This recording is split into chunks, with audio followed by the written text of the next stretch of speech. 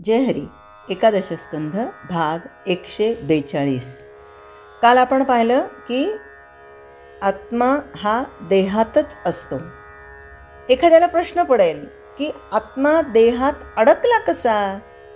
त्याचं एकच उत्तर देता येतं ते असं की माया नावाची ईश्वराची एक विलक्षण शक्ती आहे. तिच्यामध्ये चैतन्याचं जे प्रतिबिंब पडतं त्याला जीव म्हणतात. प्रतिबिंबाला अभ्यासानं मी म्हणणं ही अविद्या होय. अविद्या वासनारूप आहे. वासना मूळ स्वरूपाचा विसर पाडते आणि देहोहम असा विपरीत भास निर्माण करते. खरं काय आहे? सोहम असं आहे, पण ही वासना विपरीत भास निर्माण करून देहोहम म्हणजे हा देह म्हणजेच मी आहे असं विचार करते.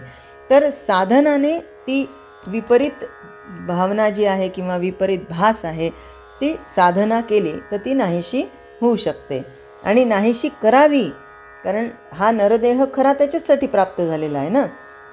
नाथ महाराज पुढे सांगतात की शुद्ध आत्मस्वरूप देहात अडकून परतंत्र कसं झालं हे सांगणं कठीण आहे, परंतु वासनात्मक सूक्ष्मदेह स्वस्वरूपाचा विसर पाडतो हे मात्र खरं. सर्व दृश्यसृष्टी सूक्ष्मातून आकार घेते.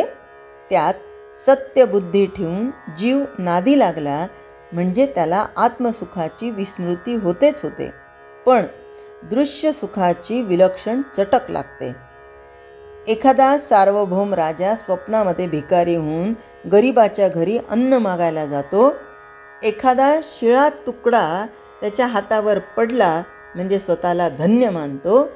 त्याचप्रमाणे स्वानंद सम्राट खरा मी अविद्यारूप झोपेमध्ये मी देहधारी, मी श्रीमंत, मी अधिकारी अशा देहात्मबुद्धीनं वावरतो आणि थोडं इंद्रिय सुख पदरात पडलं की मी मोठा आनंद मानतो.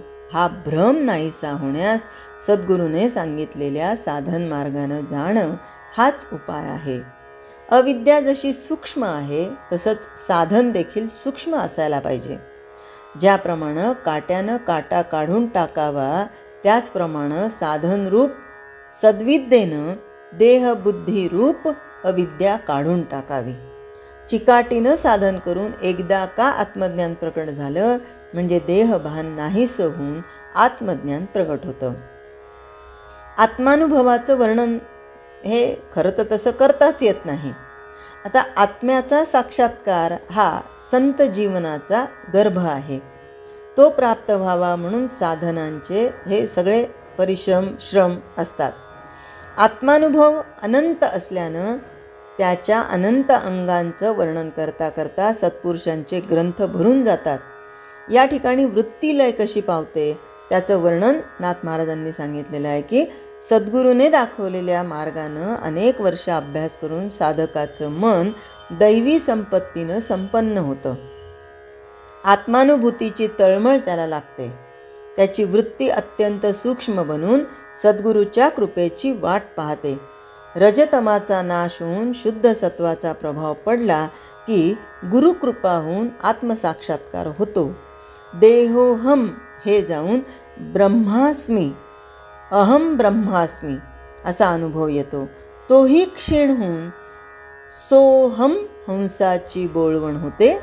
विश्वाचं भान नाहीसं होतं आणि जिकडे तिकडे परमानंद माजून राहतो.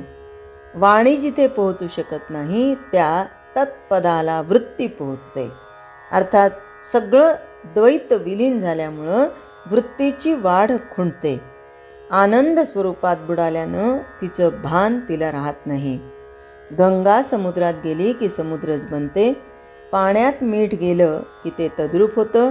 त्याचप्रमाणे वृत्ती आत्म्यात मुरली की एका शुद्ध परमानंदाशिवाय काहीही उरत नाही.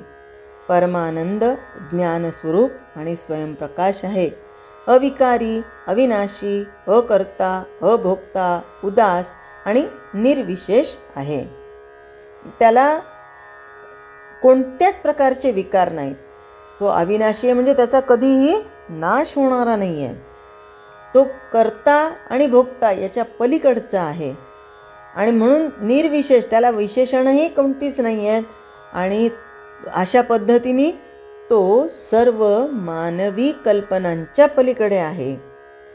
इथे वृत्ती जाऊन पोहोचली की संसाराची निवृत्ती होते.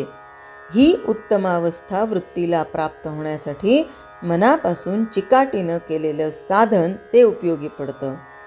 उपनिषदांमध्ये वर्णन केलेली अवस्था हीच अशीच आहे. आता यामध्येही असं असतं की एखादी गोष्ट एकाने सांगितली की सगळ्यांना मान्यच झाली पाहिजे असं काही नाही आहे. म्हणून अध्यात्मवादाच्या आड येणारे 2 मतप्रवाह नाथांनी पुन्हा पुन्हा सांगितले आहेत. एक चार्वाकांचा जडवाद आणि दुसरा मीमांसकांचा कर्मवाद. विशेषतः कर्मवादी पूर्वमीमांसक यांच्या काळी जास्त लोकप्रिय झाल्यानं नाना प्रकारच्या यज्ञांना आणि व्रतवैकल्यांना अवास्तव महत्त्व आलं होतं. अर्थात त्यामुळे निष्काम कर्मरूपी अध्यात्मवाद लोकांच्या नजरेत भरेनासा झाला. वास्तविक कर्मवाद हा देखील जडवादाचंच एक सोंग आहे. त्याच्या नादी साधकानं लागू नये हा विषय इथे सांगितला नाथ महाराजांनी. नाथ महाराज म्हणतात की पूर्वमीमांसक ईश्वराचं अस्तित्व मानत नाहीत. जीव नित्य आणि अनंत आहेत असं म्हणतात.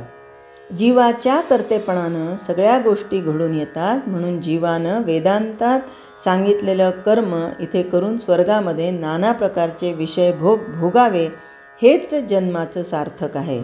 त्यांच्या मते ही दृश्यसृष्टी असल्यामुळं तिचा ईश्वर म्हणून कोणी करता नाही. वैराग्य, संन्यास, निवृत्ती, हे मोक्ष, आत्मज्ञान वगैरे वगैरे वेदांत्यांच्या भ्रामक कल्पना असून वेडे लोक त्यांच्या नादी लागतात. पूर्वमीमांसावादी मोठे शब्दचतुर असतात आणि कोट्यांवर कोट्या लढवून आपलं मत प्रस्थापित करतात.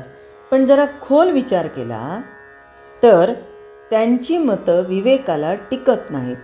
प्रवृत्ती खरी आहे असं म्हणावं तर तिच्यामध्ये जीवाला अनेक प्रकारची सुखदुःख भोगावी लागतात हे प्रत्यक्ष दिसतं. जीवामध्ये वासनेची दांडगी हाव असते. त्यापायी तो दृश्य वस्तूंच्या मागे धावतो. परंतु ज्या देहाच्या आधारात काय म्हणालो होतो आपण की जीवामध्ये वासनेची दांडगी हाव असते, त्यापायी तो दृश्य वस्तूंच्या मागे धावतो. परंतु ज्या देहाच्या आधारानं आपली वासना तृप्त करण्याचा तो प्रयत्न करतो तो देहच मुळी काळाच्या अधीन असतो. आईच्या पोटात असताना जीवाला दुःख भोगावं लागतं. इतकंच नाही तर जन्माला आल्यानंतर नाना प्रकारची दुःख नाईलाजानं त्याला भोगावी लागतात. कर्मवादी म्हणतात त्याप्रमाणे जीव हा स्वतंत्र कर्म करता नाही. त्याची परतंत्रता प्रत्यक्ष दिसते. जीवाला स्वतंत्रता असते तर तो दुःख भोग कधीच आपणहून न भोगता दुःखाचं मूळ जे पाप ते त्यानं कधीच केलं नसतं. जीव जी कर्मे करतो त्याची फळं देणारा निराळाच असतो. तोच त्याला सुखदुःख भोगायला लावतो. म्हणून ईश्वर कर्मफळदाता असून त्याचीच सत्ता श्रेष्ठ आहे. मला दुःख व्हावं असं कुणालाही मनापासून वाटत नाही, तरी पण त्याला दुःख भोगावंच लागतं की नाही. याचा अर्थच असा आहे की सुखदुःख भोगण्यात जीवाला स्वतंत्रता नाही. खरं तर कसं आहे, ईश्वर, संत आणि जीव यांचा जर विचार केला ना तर ईश्वराला येण्यामध्ये पारतंत्र्य आहे आणि जाण्यामध्ये ईश्वर स्वतंत्र आहे. मनुष्य येण्यातही पारतंत्र आहे आणि जाण्यातही पारतंत्र आहे. पण संत यांना येण्यातही स्वतंत्रता आहे आणि जाण्यातही स्वतंत्रता आहे. आता हे सुखदुःख या जीवानी भोगले नसते ना, कारण का त्याला भोगण्यामध्ये स्वातंत्र्य नाही आहे, म्हणून त्याला हे भोगणं भाग पडतात. पण संतांचं तसं नाही. संत हे विदेही अवस्थेमध्ये असणारे असतात, त्याच्यामुळे त्यांना सुखही नसतं आणि दुःखही नसतं. आता यावर कर्मवादी म्हणतात की जीवाला यथासांग कर्म करणं कळत नाही, म्हणून तो दुःख भोगतो. जे कर्म जाणणारे असतात ते सुख पावतात, हे त्यांचं म्हणणं बरोबर नाही. कारण जे सदाचार संपन्न श्रोत्रिय, याज्ञिक आणि अग्निहोत्री असतात ते यथासांग कर्म करतात, पण त्यांना देखील अनेक प्रकारची दुःख भोगावी लागतातच. आता तात्पर्य काय? जे यथासांग कर्म करतात ते दुःख भोगतात आणि जे कर्म करत नाहीत तेही दुःख भोगतात. कर्म फलदाता जो ईश्वर, त्याला दोघंही विसरतात, हे त्यांच्या दुःखाचं कारण आहे. भगवंताला जे कर्म अर्पण होतं तेच खरं यथासांग घडतं. त्याला अर्पण न करता केलेलं पुण्यकर्म तेच पातक आणि तेच दुःख होय.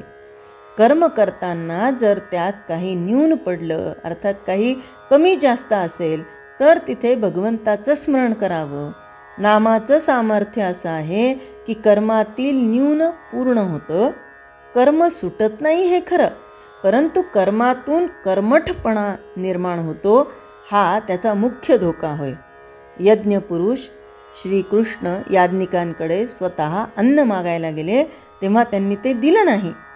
म्हणून जे लोक कर्म कृष्णार्पण करत नाहीत, यज्ञपतीला चुकवून यज्ञयाग करतात, त्यांना कर्तेपणाचा अभिमान होऊन दुःख भोगावं लागतं. आणि कसं झालं होतं मग? त्या वेळेस भगवंतांनी सांगितलं होतं सगळ्या सवंगड्यांना की जा आणि मला भूक लागली आहे, तर काय अन्न शिजतंय ते घेऊन या, तिकडे धूर दिसतोय तिकडून घेऊन या. मग या ब्राह्मणांनी जे कर्मठ होते, जे कर्म करणारे होते, ते म्हणाले, हे असा कशाचा कृष्ण हे खातो?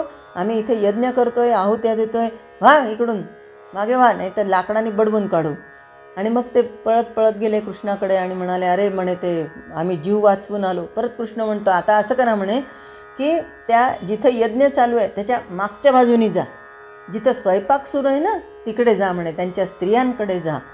आता सवंगडी म्हणाले, कृष्णा अरे कशाला ते जळते लाकडं आमच्या पाठीत घालतील, आमचा जीव तिथेच जाईल, उगी कशाला आम्हाला पाठवतो? नाही म्हणाले, जा.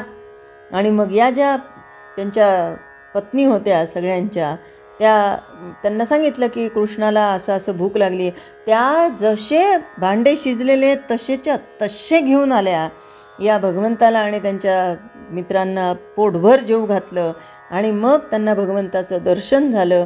याचा खूप आनंद झाला. आणि त्यांचे जे पती होते, फक्त कर्म करणारे होते, त्यांना मात्र उलट कर्माचा खटाटोप माहीत नसतो आणि मग त्यांना ते दुःख झालं. ते फक्त यथासांग कर्म कसं करावं हेही त्यांना नीट कळत नाही आणि मग त्यांना ते दुःख झालेलं होतं ना, ते याच्याचमुळे. आणि हे जे असे कर्मठ, त्यांच्या मनात ईश्वराविषयी निस्सीम श्रद्धा असेल तर त्यांच्या कर्माची होळी होते आणि त्यांना आत्मसुख प्राप्त होतं. कर्माची होळी जोपर्यंत होत नाही तोपर्यंत अभिमान जात नाही. वास्तविक गोपींची कर्म, त्यांचा धर्म, त्यांचं समाजातील स्थान हलकंच होतं, परंतु त्यांच्या जीवाला पुरुषोत्तमाची आवड लागल्यानं त्या परमानंदाला पोहोचल्या. कर्मठ लोकांना कर्तेपणाचा अभिमान फार बाधतो. जय हरी. स्तोत्र मंत्र संपूर्ण भगवद्गीता, एकनाथी भागवत, भजन, भक्तिगीतं, डोहाळे, पाळणे, उखाणे व महिलांसाठी खास किचन टिप्स, हे सर्व पाहण्यासाठी माझ्या यूट्यूब चॅनलला एकदा नक्की सबस्क्राईब करा आणि हो, लाईक व शेअर करायला विसरू नका.